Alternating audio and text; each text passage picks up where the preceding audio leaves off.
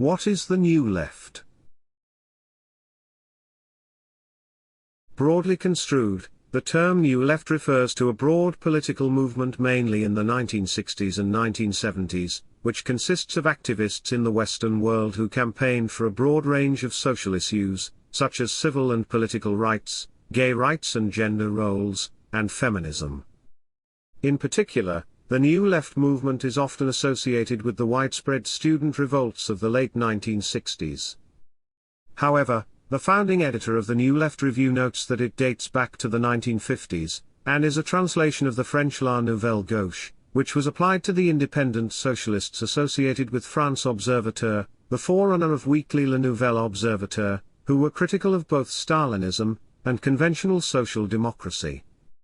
In Britain, it is common to make a somewhat sweeping distinction between a first New Left, which emerged in 1956 when communist dissidents, including prominent members of the Communist Party Historians Group, left the party in protest at the Soviet invasion of Hungary, and a second New Left associated with Perry Anderson and the editorial board that took over New Left Review in 1962.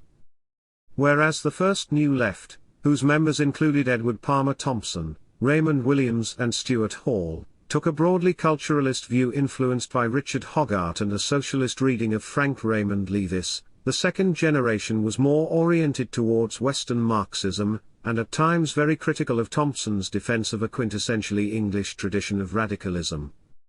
Both generations were critical of the Western communist parties, and of the institutional politics of the British Labour Party, particularly when its leadership supported American intervention in Vietnam, and has links with the campaign for nuclear disarmament, and a wide variety of social movements.